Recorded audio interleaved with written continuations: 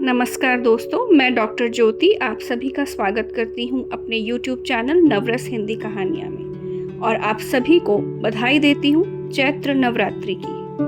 बात जब हम नवरात्रि की करते हैं तो हम देखते हैं कि अक्सर नवरात्रि आते ही घरों में साफ सफाई शुरू हो जाती है, नए वस्त्र निकल आते हैं, मंदिर सजने लगते हैं, भजन कीर्तन की ध्वनि गूंजने लगती है। लेकिन क्या नवरात्रि सिर्फ पूजा, व्रत और उत्सव तक ही सीमित है? क्या यह केवल दीप जलाने, भोग लगाने और देवी के जयकारे लगाने का समय है? नहीं, दरअसल नवरात्रि इससे कहीं अधिक गहरी और अर्थपूर्ण है। नवरात्रि का समय वह समय है जब हम केवल अपने घरों को ही नहीं बल्कि अपने मन और आत्मा को भी शुद्ध करते हैं। जब हम केवल मंदिरों को नहीं बल्कि अपने भीतर की ऊर्जा को जागृत करने का प्रयास करते हैं।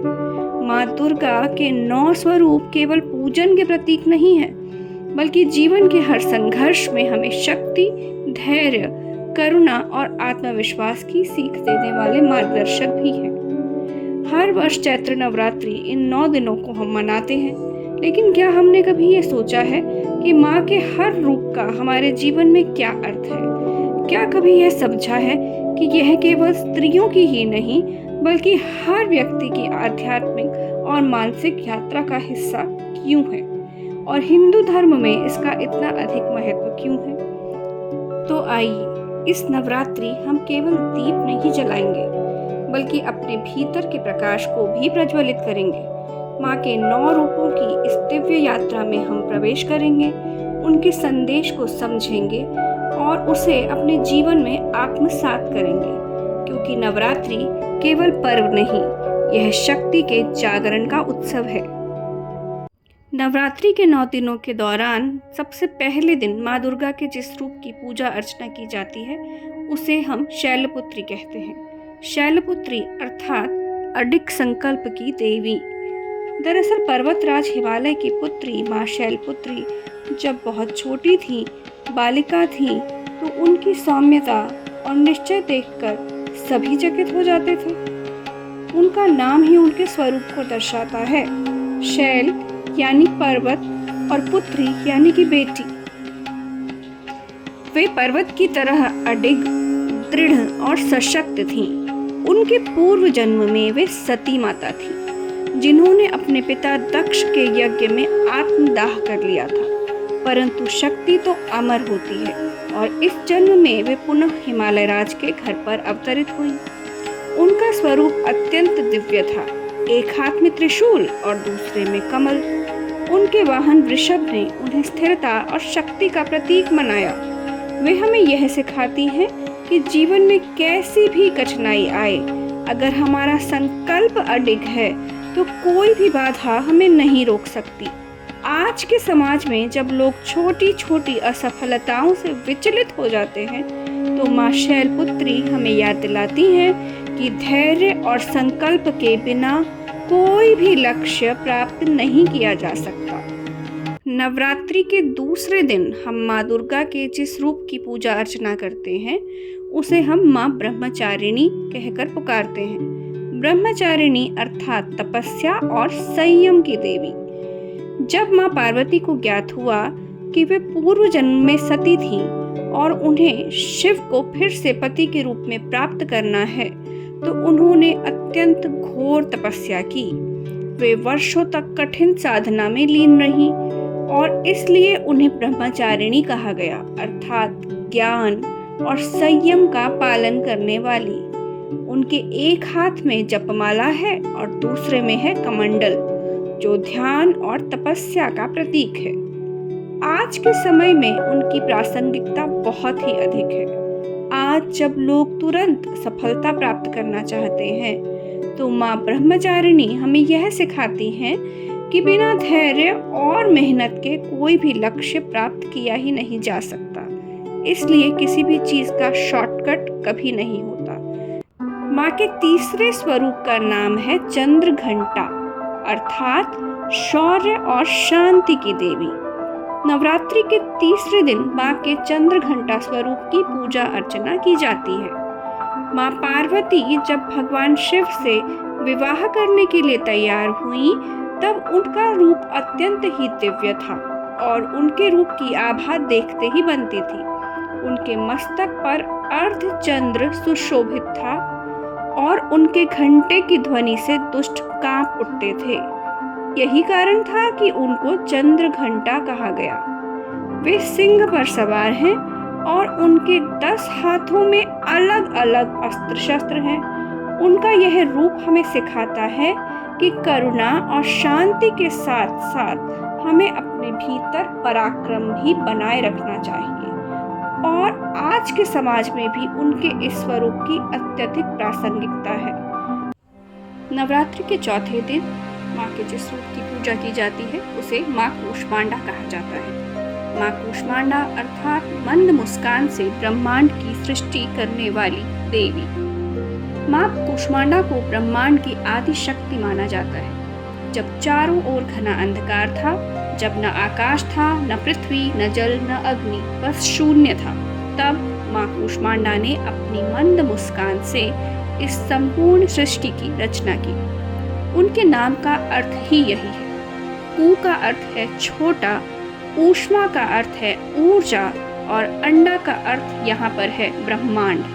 यानी माँ कूष्मांडा वह शक्ति हैं जिन्होंने अपनी दिव्य ऊर्जा से इस पूर्ण ब्रह्मांड को जन्म दिया। उनका रूप अत्यंत दिव्य और प्रकाशमय है। वे सूर्य के तेज से भी अधिक देदीप्यमान हैं। इसलिए कहा जाता है कि वे ही सूर्य को ऊर्जा प्रदान करती हैं।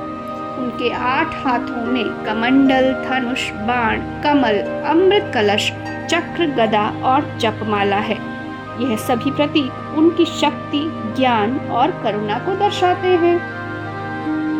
यदि देखा जाए तो माँ कूष्मांडा के इस स्वरूप की हमारे वर्तमान जीवन में बहुत ही अधिक प्रासंगिकता है। आज के चकाचौंध से भरे समाज में जब प्रत्येक व्यक्ति अंतर्मन में छिपे प्रकाश को देखने की जगह बाहरी प्रकाश की ओर दौड़ रहा है, तब ऐसे में अंधकार में वो रास्ता नहीं ढूंढ पा रहा है। कहीं ना कहीं माँ कूष्मांडा हमें यह सिखाती है कि सृष्टि का आरंभ हमारी अपनी शक्ति से होता है। यदि हम अपने भीतर सकारात्मक ऊर्जा को खोजने का प्रयास करें तो निश्चित रूप से हम अपने जीवन में ज्ञान का प्रकाश ला सकते हैं। नवरात्रि के 5वें दिन माँ के जिस रूप की पूजा की जाती है उसे हम माँ स्कंद माता कहते हैं, अर्थात मातृत्व की मूर्त। माँ दुर्गा का 5वां रूप जिसे हम स्कंद माता कहते हैं, वहाँ पर माँ अपने पुत्र स्कंद अर्थात भगवान कार्तिकेय को अपनी गोद में लिए बैठी हैं। वे हमें सिखाती हैं कि मातृत्व केवल संतान को जन्म देने तक सीमित नहीं, बल्कि उसे सही मार्ग पर चलाना भी उतना ही अधिक महत्वपूर्ण है। यदि आप माँ के इस रूप को ध्यान से देखेंगे तो पाएंगे कि माँ के इस रूप में उनके हाथ में एक भी अस्त्र शस्त्र नहीं है, केवल वे अपनी संतान को प्रेम पूर्वक गोद में लिए बैठी हैं। अर्थात जब माँ के अंदर ममता होती है तो वे अपनी संतान को दुनिया की हर बुराई से, हर शस्त्र से, हर अस्त्र से बचाकर केवल और केवल अपना स्नेह और अपना प्रेम ही उस पर निछावर करना चाहती है। उनका यह रूप हमें यह भी सिखाता है कि माँ सिर्फ ममता ही नहीं बल्कि अपार शक्ति की भी देवी होती है। जब संसार में बुराई बढ़ती है तो माँ अपने बच्चे की तरह अपने भक्तों की रक्षा करने के लिए स्वयं आगे आती है। माँ कात्यायनी अर्थात न्याय और युद्ध की देवी। नवरात्रि के 6ठे दिन हम माँ दुर्गा के माँ कात्यायनी रूप की पूजा करते हैं। माँ का यह रूप सबसे अधिक शक्तिशाली भी माना जाता है।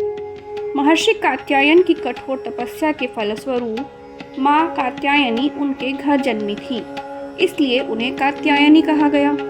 वे अपने हाथों में तलवार और त्रिशूल धारण किए हुए हैं, जो दर्शाता है कि जब अन्याय बढ़ता है तो माँ स्वयं दुष्टों का संहार करने के लिए प्रकट होती है। आज के समय में भी जब नारी सशक्तिकरण की बात होती है तो माँ कात्यायनी का यह स्वरूप हमें याद दिलाता है कि शक्ति केवल आत्मरक्षा के लिए नहीं बल्कि समाज में न्याय स्थापित करने के लिए भी होनी चाहिए।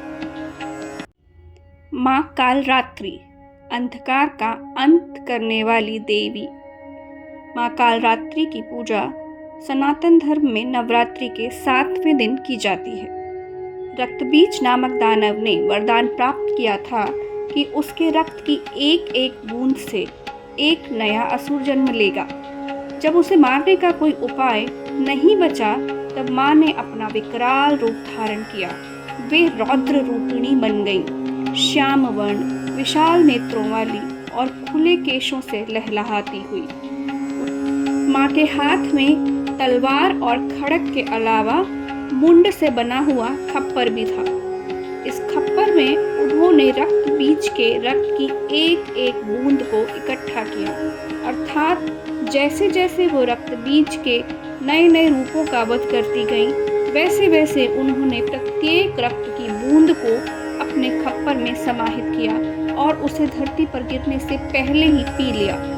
और इस तरह रक्त बीज का अस्तित्व समाप्त होता चला गया और अंततः रक्त बीज का नामो निशान नहीं बचा। आज के समय में भी माँ के नाम की और माँ के काम की अत्यधिक प्रासंगिकता है, क्योंकि वो हमें सिखाती है कि अंधकार चाहे कितना ही बड़ा क्यों ना हो, जब शक्ति जागृत होती है तो बुराई का अंत होना निश्चित है। माँ महागौरी, शुद्धता और तपस्या की देवी। महागौरी का स्वरूप अत्यंत शांत, सौम्य और दिव्य है और इनकी पूजा नवरात्रि के 8वें दिन की जाती है।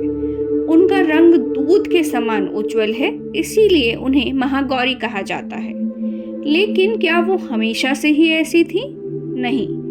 जब माँ पार्वती ने भगवान शिव को प्राप्त करने के लिए कठोर तपस्या की, तब वर्षों की कठोर तपस्या के कारण उनका शरीर काला पड़ गया था। लेकिन उनकी भक्ति और श्रद्धा से प्रसन्न होकर महादेव ने उन्हें गंगा जल से स्नान कराया और तब उनका स्वरूप अत्यंत गोरा हो गया और इसी कारण वे महागौरी कहलाईं। वे एक बैल पर सवार रहती हैं। उनके 4 हाथों में त्रिशूल, डमरू, अभय मुद्रा होती है। उनका यह रूप हमें सिखाता है कि सच्ची सुंदरता केवल बाहरी नहीं बल्कि आंतरिक पवित्रता में है, मन के विचारों की शुद्धता में है। माँ सिद्धिदात्री, समस्त सिद्धियों की दात्री। माँ सिद्धिदात्री की पूजा नवरात्रि के 9वें दिन की जाती है। माँ सिद्धिदात्री की महिमा बहुत अद्भुत है। वे केवल साधारण भक्तों को ही नहीं बल्कि स्वयं भगवान शिव को भी सिद्धियां प्रदान करने वाली देवी हैं। शिव ने भी अपनी सिद्धियां माँ सिद्धिदात्री की भक्ति से ही प्राप्त की थी, इसीलिए वे अर्धनारीश्वर रूप में प्रकट हुए। उनका स्वरूप अत्यधिक सौम्य और दिव्य है। वे एक कमलासन पर विराजमान हैं। उनके 4 हाथों में गदा, चक्र, शंख और कमल हैं। यह सभी प्रतीक हमें सिखाते हैं कि शक्ति, भक्ति, ज्ञान और संयम का समन्वय ही सच्ची सिद्धि होता है। माँ सिद्धिदात्री 8 प्रकार की सिद्धियां प्रदान करती हैं।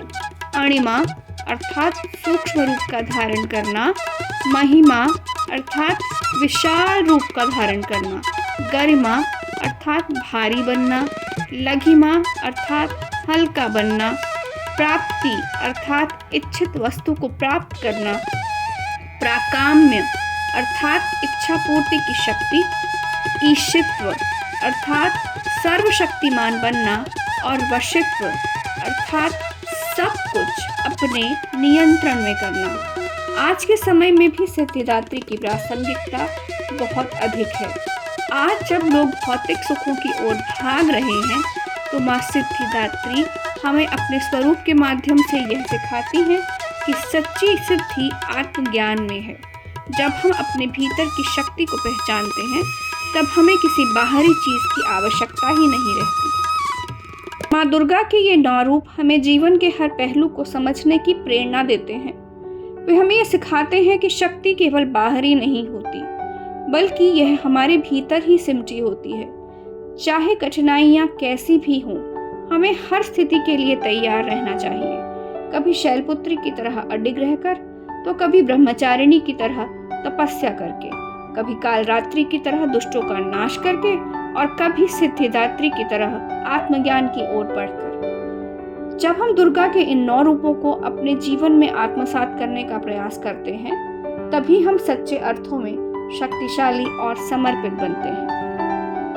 तो दोस्तों, इस बार मेरा प्रयास था नवरात्रि में माँ दुर्गा के 9 रूपों से जुड़ी हुई छोटी छोटी कहानियाँ आपके साथ साझा करने का। आशा करती हूँ कि मेरा यह प्रयास आपको पसंद आया होगा और साथ ही आपसे विनती करती हूँ कि मेरे इस चैनल को सब्सक्राइब कीजिए।